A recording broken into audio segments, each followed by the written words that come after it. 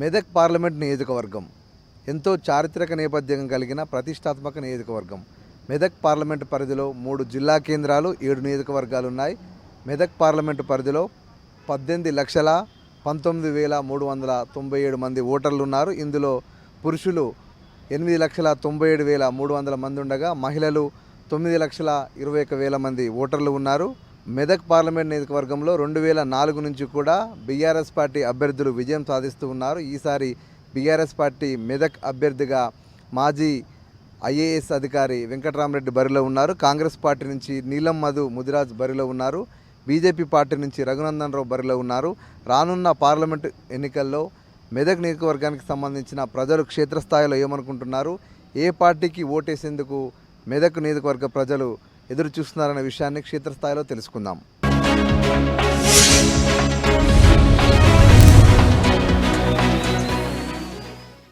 బాబు నమస్తే. నమస్తే. ఏం పేరే? రామకృష్ణయ్య. ఇప్పుడు పార్లమెంట్ ఎలక్షన్లు వస్తున్నాయి కదా, ఎట్లా అనుకుంటున్నారే? టీఆర్ఎస్కే ఉన్నాం. టీఆర్ఎస్ అది ఓడని పోని ఏమన్నా కానీ ఇంతవరకు కొన్ని మాకు మేలు చేసుకుంటూ వచ్చిండు. మాకు పింఛన్లను, కళ్యాణ లక్ష్మిను, రైతు బంధాను, రైతు బీమాను, ఇటువంటివన్నీ మాకు నీళ్ళు అవి ఇవి అన్నీ సౌకర్యం చేసిండు. ఆయనకే వేసినాము, ఆయనకే వేస్తాం. ఊర్లో ఎలక్షన్స్ వచ్చినప్పుడు మాట్లాడుకుంటారు కదా, అంటే కాంగ్రెస్ ప్రభుత్వం కూడా ఉంది కదా, ఇప్పుడు వాళ్ళు చెప్పిన హామీలు 2,500 నెలలు ఇచ్చుడు కానీ, గ్యాస్ బండ రేటు తగ్గడు కానీ ఇంకా ఏ ఇవ్వలేదు. 9కి ఇస్తా అన్నాడు, 9కి ఇస్తా అయిపోయింది. ఆ 9 ఇస్తా అన్నాడు, 9కి ఇస్తా అన్నాడే అయిపోయింది. ఇంకేమో 4 నెలలు వస్తున్నది. ఈ ఎలక్షన్ అయినాక ఇంకా ఇచ్చుడమే ఉన్నది. ఇంకా ఇచ్చింది ఏం లేదు. మళ్ళీ ఇట్లా కరెంటు సౌలభ్యం అప్పుడు ఎట్లుండే ఇప్పుడు ఎట్లా ఉన్నది, వస్తున్నది పోతున్నది. అంతమీదేగా అప్పుడే 24 గంటలు కరెంట్ ఉండే. మేము చేస్తాం టీఆర్ఎస్కు. అన్ని విధాలా సౌకర్యం చేసింది. వీడేం చేసిండని మన ఇళ్ళకి వచ్చి చెప్పుడే ఉన్నది. నోటి నుంచి అనుడికి ఇచ్చుడు ఏం లేదు. ఇప్పుడు కాంగ్రెస్ వస్తే చెప్పిన పనులు ఏం చేసిండని 4,000 ఇస్తాను, 1,000 కూడా ఇవ్వలేదు. ఈయన ఇచ్చిండు 2,000. బియ్యం ఈయనదే, అంత ఈయనదే. 300 తింటున్నాం, ఇండియన్ పాట వాడుతున్నాం. ఇప్పుడు ఏంది, రైతులకు రుణమాఫీ చేస్తా అన్నాడు, కరెంటు కానీ లేకుంటే బోనస్ ఇస్తానడు, ఏం కాలేదా? ఏమీ కాలేదు. అయితే అయినాయి అంటుంటే కాంతి అయిందని ఎట్లా అనాలి? ఏం కాలేదు, ఏమీ కాలేదు. అప్పుడు ఎట్లుండే, ఇప్పుడు కాంగ్రెస్ ప్రభుత్వం అప్పుడు మంచిగా ఉండే అనుకో. మాకు టైం టు టైం పైసలు ఇస్తుండే, పింఛన్ అది ఇది, మళ్ళీ భూముల పైసలు కూడా వేస్తుండే. అన్ని విధాలు మంచిగా ఉండే. ఇప్పుడు ఏం లేదు. ఏమనుకుంటారు ఊళ్ళో ఓట్లు వస్తున్నాయి మాట్లాడుకుంటారు? ఊళ్ళో అంత సంగతి మత అంత ఉన్నట్టు టీఆర్ఎస్కి ఏం చేస్తుంటావు? ఏం చేయను, నేను ఇంటికన్నా ఉంటా. పెన్షన్ ఉన్నదా నీకు? ఉన్నది పింఛన్. పెరిగిందా పెన్షన్? ఇప్పుడు ఏం పెరగలేదు, అదే 2,000 ఇస్తాను. కాంగ్రెస్ వస్తే 4,000 అన్నారు, మరి అన్నారు, చెప్పిండ్రు, కానీ ఇవ్వలేదు ఇంకా. ఇప్పుడు ఒక్కొక్క లేడీస్ కూడా నెల 2,500 ఇస్తాను. ఇవ్వలేదు. ఫామ్ నింపిరమ్మా? ఫారం నింపినాము కానీ ఇవ్వలేదు. కరెంటు ఏమి చేసారు? కరెంటు ఇంకా గ్యాస్ మేము నింపలేదు. నింపించినాక తెలుస్తుంది. కరెంటు జీరో కరెంట్ కొట్టిరా? జీరో కరెంటు కొట్టిండ్రు అంతే. అయితే ఏం చేయలేదు. రుణమాఫీ చేస్తామా అన్నారు. అది భూముల మీద 2 లక్షల రుణమాఫీ, అది కూడా చేయలేదు. ఏం చేయకొచ్చు. అది 2,000 పెన్షన్ ఇస్తారు నెలకు అంతే. ఇప్పుడు రుణమాఫీ అంటారు, ఎంత ఉందమ్మా బ్యాంకులో మీకు లోను? మాకు 1,00,000 ఉంటుంది. ఇప్పుడు రుణమాఫీ కోసం చూస్తున్నారు. మరి ఏమి చేయకొచ్చిండు అన్న మాట ఫలితమే లేదు. అప్పుడు గెలిచిందాక తిరిగిండ్రు, గెలిపించుకున్నారు. ఇప్పుడేమో చేస్తాం అని అప్పుడు అన్నారు, ఇప్పుడు సపదా కూకున్నారు. గెలిస్తే అయిపోయానా ఇక లెక్క అవుతుందా? ఆశ చెప్పొద్దు మనిషికి, ఏదానికన్నా వేసుకుంటారు. ఆశ ఏంటి చెప్పాలి, అట్లా అంతే. అప్పుడు కేసీఆర్ గవర్నమెంట్ మంచిగా ఉందా? రేవంత్ రెడ్డి కేసీఆర్ మంచిగా చేసినుండే. ఇప్పుడు ఇక కాంగ్రెస్ అంటే ఇట్లున్నది అనుకుంటున్నారు. అప్పుడే మంచిగా ఉంది అనుకుంటున్నారు అన్నమాట. అక్కడ అనుకుంటున్నారు. మరి ఏం పేరే? నా పేరు రవి. పార్లమెంట్ ఎలక్షన్స్ వస్తున్నాయి కదా, తిరిగిపోతున్నారు పార్టీలు వస్తున్నారు, పోతురు. ఏమనుకుంటారు జనం? ఏమనుకుంటారు? ఇక మా దగ్గర అయితే మేము ఫస్ట్ నుంచి టీఆర్ఎస్ ఉన్నాము. ఇక చాలా మంది అయితే ఇప్పుడు ఇబ్బంది పడుతారు కేసీఆర్ పోయినందుకు. ఏం ఇబ్బంది అవుతుంది? ఏ విషయంలో అయినా సరే ఇప్పుడు రైతు బంధు కానీ ఇప్పుడు రైతు బీమా కానీ ఇప్పుడు కరెంటు లేదు, ఇప్పుడు కళ్యాణ లక్ష్మి అది లేదు, మళ్ళీ ఇప్పుడు ఆడపిల్లలు హాస్పిటల్లో డెలివరీ అయితే కిట్ ఇస్తుర్రి, ఆ విషయంలో కానీ ఇప్పుడు డబ్బులు ఇస్తుర్రి, ప్రతి దానిలో కూడా ఇంకా ఇబ్బంది పడుతుర్రు. రైతు బంధు రాలేదు, రైతు బీమా లేదు, కిట్లు ఇవన్నీ వస్తలేదు. ఇప్పుడు కొత్తగా వచ్చిన కాంగ్రెస్ గారు చెప్పిన పనులు ఏమైనా చేసిందా మరి? ఇప్పటివరకు అయితే ఏం చేయలేదు. 6 గ్యారెంటీలు ఇచ్చింది. 6 గ్యారెంటీలలో ఏది ఒకటి బస్సు ఒకటి పెట్టిర్రు, దానిలో గిట్ట కొట్టుకొని తిట్టుకొని అదే నడుస్తుంది. అది ఇప్పుడు మీరేమో ఇన్ని పనులు చేసిన అంటారు, ఇక మరి జనం ఏమో కాంగ్రెస్ కోటేసారు, మార్పు కావాలన్నారు. ఇప్పుడు ఆ మార్పు కనబడుతుందా మరి? మార్పు అయితే ఏం కనబడలేదు, ఏం కనబడతలేదు. మళ్ళీ కేసీఆర్ కావాలనుకుంటున్నారు జనాలు. ఎట్లుంది ఇప్పుడు ఓట్లు వస్తున్నాయి, ఏమంటారు జనం? ఏమంటారు ఇప్పుడు మేమైతే మామూలుగా పొద్దు నుంచి టీఆర్ఎస్గా ఉన్నాము, ఇప్పుడు కూడా టీఆర్ఎస్కే వేయాలనుకుంటున్నాము. ఎందుకంటే ఇప్పటి వరకు సీఎం చెప్పిన హామీల్లో ఏవి ఇప్పుడు బస్ ఒకటి ఫ్రీగా ఇచ్చిండు. ఇప్పుడు కళ్యాణ లక్ష్మి అన్నాడు, తులం బంగారం అన్నాడు, అవైతే ఇప్పటివరకు జరగలేవు. మాకు విద్యుత్ ఫ్రీ అన్నాడు, మాకైతే ఇప్పుడు ఫ్రీ రాలేదు. జీరో బిల్లు రాలేదు. జీరో బిల్లు రాలేదు మాకు. గ్యాస్ అయిందా? గ్యాస్ కూడా ఇంకా కాలేదు మాకు. మాకు ఇంకా ఏమి రాలేవు. మరి ఇచ్చిన హామీలలో అయితే మరి అందరు ఆశతో ఉండు, కానీ ఇంకా జరుగుతాయేమనుకుని ఆశతోనే ఉండు, ఏవైతే జరగలేవు. అదే జనము ఇప్పుడు 4-5 నెలలు అవుతుంది కదనే, కాంగ్రెస్ ఎట్లా చేస్తున్నది, అంతకుముందు బీఆర్ఎస్ పార్టీ ఎట్లా చేసిందని చర్చ పెట్టుకుంటారు. వాళ్ళు ఏమనుకుంటున్నారు వాళ్ళది వాళ్ళు చెప్పుకుంటుర్రు, మేము గెలుస్తామని. మేమైతే మాకైతే కన్ఫర్మ్ మేము టీఆర్ఎస్ గెలుస్తామని మేము అనుకుంటున్నాం. ఇప్పుడు ఎలక్షన్స్ వస్తున్నాయి కదా, మళ్ళీ పార్లమెంట్ ఓట్లు వస్తున్నాయి, ఎట్లున్నది ఈ ఊళ్ళో? ఈ ఊళ్ళో టీఆర్ఎస్ తిరిగిపోతుర్రా, ప్రచారం చేస్తారు? తిరిగేటోళ్ళు తిరుగుతాడు, ఒకటి ఆనంద ఊళ్ళో ఉండేటోళ్ళు ఉంటారు, అందరు ఉంటారా, ఒకడు అటు ఉంటాడు. మేమైతే దానికి వేస్తున్నాం, దానికే ఉన్నాం. ఎట్లుంది, ఏం చేస్తున్నావు నువ్వు? వేస్తాం చేస్తా. రుణమాఫీ ఏంది మరి? రుణమాఫీ లేదు, రుణమాఫీ లేదు, ఏది లేదు. ఇట్లా వస్తుందా మరి? 2500 ఇస్తాను, 2 నెలలు ఇచ్చిందా? 2500 లేదు, ₹1 లేదు. ఇస్తా అని చెప్పిండు, ఇయలే. ఇప్పుడు కరెంటు బిల్లు జీరో చేస్తున్నాడు, అది వచ్చిందా? ఒకళ్ళు జీరో చేసిండు, ఒకళ్ళు చేయలేడు. కొందరు చేసిండు, కొందరు చేయలేడు. ఎట్లున్నది అప్పుడు కేసీఆర్ బీఆర్ఎస్ గవర్నమెంట్ ఎట్లుండే, ఇప్పుడు ఇది కేసీఆరే మంచిగా ఉన్నాము, మేము దానికే ఉన్నాం, దానికే ఉంటాం. ఇప్పుడు ఎలక్షన్స్ వస్తున్నాయి, సెంట్రల్లో బీజేపీ ఉంది, ఇక్కడ కాంగ్రెస్ ఉంది, ఆల్రెడీ టీఆర్ఎస్లు ఇప్పుడు ఉన్నారు. ఏంటనుకుంటారు జనం ఓట్లు జనరల్గా? జనము ఓట్లు అనుకుంటే ఇప్పుడు మనము చూసుకుంటే 2014 నుంచి మొన్న 2020 దాకా 10 years రూలింగ్ ఉన్న స్టేట్లో. అయితే మామూలుగా ఇప్పుడు రూలింగ్ కాంగ్రెస్ పార్టీ వచ్చింది. అయితే వీళ్ళు ఏమంటున్నారు, ఇప్పుడు మేము యూత్కి సంబంధించింది జాబ్స్ విషయంలో కొంచెం వీళ్ళు పొరపాటు పడుతున్నారు. ఏ విధంగా అంటే ఇప్పుడు 2004 నుంచి 2014 దాకా అంటే 10 years కావచ్చు, ఈ పార్టీ రూలింగ్ ఉండే, వేరే ముఖ్యమంత్రి ఉండి ఈ పార్టీ రూలింగ్లో ఉండే.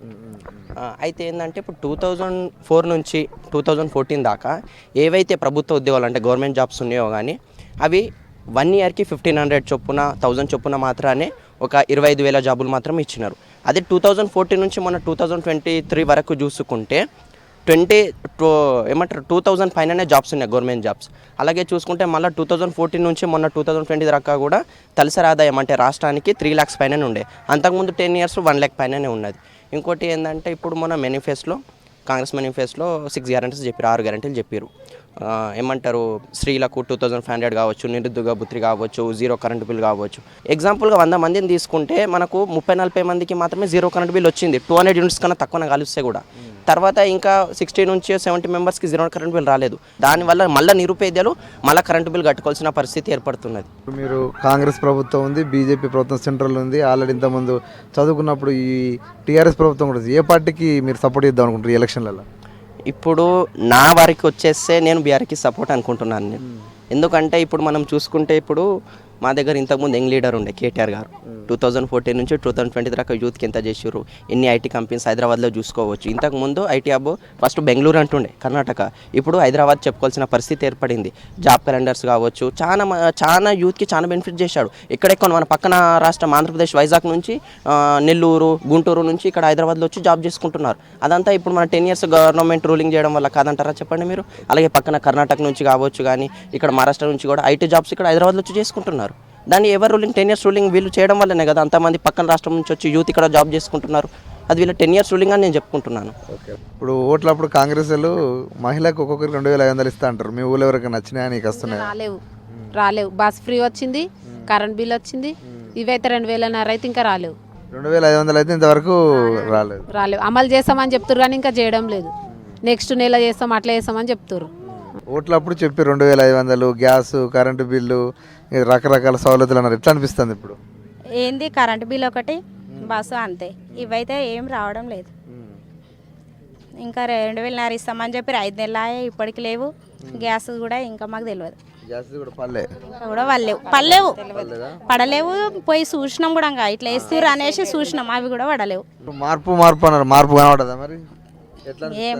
ఎట్లా అనిపిస్తుంది? ఏం మార్పు లేదు.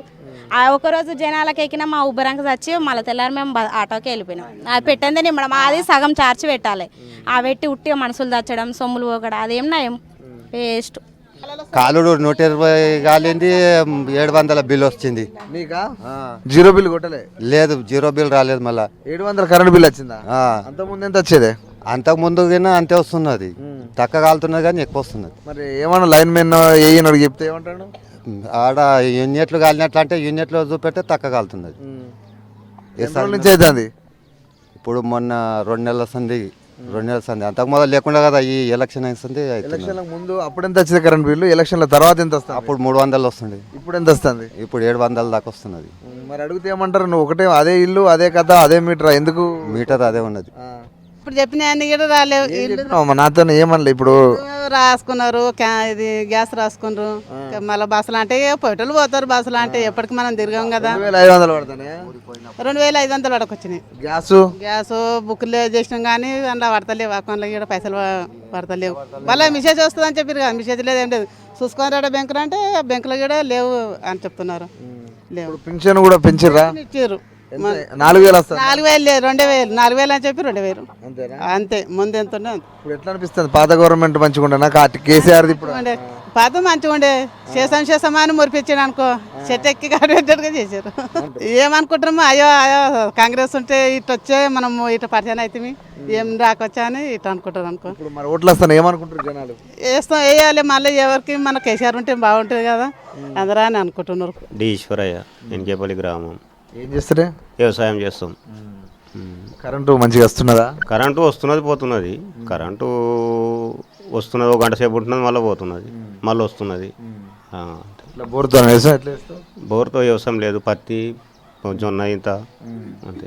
ఎట్లున్నది అంటే ఇప్పుడు ఈ గవర్నమెంట్ వచ్చి ఒక 4-5 నెలలు అవుతుంది. పాత గవర్నమెంట్ ఉండే జనాలు అందరు రైతులు ఏమనుకుంటారు మీరు మాట్లాడుతున్నప్పుడు? పాత గవర్నమెంటే మంచిది ఉండే. ఇప్పుడు సరే వాస్తవానికి ఏం చేసిరో తెలియదు కానీ ఇప్పుడు ప్రజలకు ఇబ్బంది లేకుండా అంటే బీఆర్ఎస్ బాగుండే. ఇప్పుడు పేద మనుషులు అన్నప్పుడు ఏదైనా చేస్తారేమో కానీ ఇబ్బంది, ఇప్పుడు అవకాశాలు అదే బాగుండే అని అనిపిస్తుంది. ఇప్పుడు ఏమంటుంది ఎలక్షన్స్ వస్తుంటే ఊర్లో ఏమనుకుంటారు జనరల్గా? మాత 70-80% బీఆర్ఎస్ఏ ఉన్నది. రుణమాఫీ అయిందానే? రుణమాఫీ అన్నారు కానీ ఇంకా లేదు, ఏం లేదు అన్నారు. చెప్పారు మాత్రం చెప్పారు కానీ ఎవరికి అడగాలి ఏం. మళ్ళీ బ్యాంకు మేనేజర్ వచ్చి అవి మిత్తి కట్టు అసలు లేకున్నా కానీ మిత్తి కట్టు అని తలిగాడు. అంటే మేము కట్టలేదు, సపదాకా కొన్నాం. మాఫీ అన్నారు కదా అని సపదాకా కొట్టడం. ఏ మేనేజర్ అయితే వస్తున్నాడు. ఇప్పుడు మీరు మాఫీ అవుతుందని కట్టలేదు కానీ బ్యాంకు వాళ్ళేమో మేనేజర్ వస్తున్నాడు అంటే మేము కట్టలేము. ఇక మరి కడతా ఎట్లా చేస్తాడు ఏం కథ అందరూ చూస్తారు. ఊర్లో అందరు రుణమాఫీ అందరు అదే చూస్తారు, అందరూ కూడా అదే చూస్తున్నాం. ఇప్పుడు కడతారా కట్టుడు కట్టకొచ్చినాము, అవుతుందమ్మో అవుతా చెప్పారు కదా ఎట్లా చేస్తారో అని చూస్తున్నాం అంతే. ఇప్పుడు ఎలక్షన్స్ వస్తున్నాయి కదనే, జనరల్గా మీరు అక్కడెక్కడ అంతటా చూస్తుంటారు కదా, ఎట్లుంది పరిస్థితి? పరిస్థితి అంటే గత ప్రభుత్వమే బాగుండే, ఈ ప్రభుత్వం ఏం బాగలేదు. ఎందుకంటే జనాలకి పెద్ద ఇబ్బంది అవుతుంది. చేనుల కాడ నేను కూడా పంట పెట్టినాం, నీళ్ళు ఇవ్వడానికి పోతే కరెంట్ వస్తున్నది, ఒక కాలువ వాడుతున్నది బంద్ అవుతున్నది, ఒక కాలువ వాడుతున్నది బంద్ అవుతుంది. ఆ ప్రభుత్వంలో కరెంట్ అంటే పోకుండే. ఈ ప్రభుత్వంలో ఇప్పుడు కళ్యాణ లక్ష్మి అన్నాడు, షాది ముబారక్ అన్నాడు, ఒక్క పెళ్లి 4 నెలలు. ఆ ప్రభుత్వంలో గత 3 నెలలనే కళ్యాణ లక్ష్మి చెక్కు అందిస్తుండే. తులం బంగారం కూడా అన్నాడు, తులం బంగారం లేదు. మా బిడ్డది పెళ్లి అయింది, 4 నెలలు అయిపోయింది. ఇదివరకు దాకా కళ్యాణ లక్ష్మి చెక్కే లేదు. అప్లికేషన్ పెట్టుకున్నాం, ఏం లేదు, కానీ డబ్బులు రాలేదు. ఇంకా డబ్బులు రాలేవు, ఏం లేవు. డబ్బులే లేవు. తులం బంగారం అడిగితే ఏమంటారు వస్తాయి. అది ఒక రైతు బీమా పేదవాళ్ళకి 5 గుంటలు 2 గుంటలు ఉన్న వాళ్ళకి ఎంత సహాయం ఉండే. రైతు చచ్చిపోతే 5 లక్షలు లేవు, 5,000 లేవు. 2 గుంటలు ఉండటానికి లాభం ఉండే. గత ప్రభుత్వంలో ఎంతో మందికి 5 గుంట ఉన్న వాళ్ళకి కూడా 5 లక్షలు వచ్చినాయి. పేదవాళ్ళకైతే లాభమైంది. ఈ ప్రభుత్వం అది తీసేసింది. ఇది కేసీఆర్ కిట్టు ఎవరో పిల్లలకి ఏదో ఉండే, కేసీఆర్ కిట్టు కూడా ఏం లేదు. ఏముంది? ఏం లేదు కేసీఆర్ కిట్టు కూడా. ఎన్ని చెప్పారు కదా జనం, మరి కాంగ్రెస్ పార్టీకి వేసారు కదా, ఇప్పుడు ఈసారి వేస్తారు. ఎందుకంటే మార్పిట్ చేసిర్రు, ఏమన్నా ప్రభుత్వంలో లాభం అవుతుందేమో జనాలకు అని చేసిర్రు. ఇప్పుడు ఏం కాదు, ఇప్పుడు పబ్లిక్ రివర్స్ అవుతుంది బరాబర్. అచ్చా 9 తారీఖే 2 లక్షల రుణం మాఫీ అన్నాడు. మాకు కూడా బ్యాంకులో అప్పు ఉంది. 9 తారీఖు మాకు 70,000 ఉంది. చేస్తా అంటే మేము కట్టలేమో విడిచిపెట్టినాం. వాళ్ళు నోటీసులు పంపుతున్నారు బ్యాంక్ నుంచి, నోటీసులు వస్తున్నాయి, కట్టాలి మీరు తప్పనిసరిగా అంటున్నారు. ఏ పార్టీ అయితే తెలంగాణ రాష్ట్ర హక్కుల కోసం పార్లమెంటు వేదికగా పోరాడుతుందో, ఏ పార్టీ అయితే మెదక్ పార్లమెంట్ నియోజకవర్గంలోని సమస్యల పరిష్కారం కోసం ప్రజా గొంతుకగా ఉండి పార్లమెంటులో పోరాడుతుందో ఆ పార్టీకి ఓటేస్తామంటున్నారు మెదక్ నియోజకవర్గ ప్రజలు. కెమెరామ్యాన్ గోపాల్తో వేణు, మెదక్ పార్లమెంట్ నియోజకవర్గం.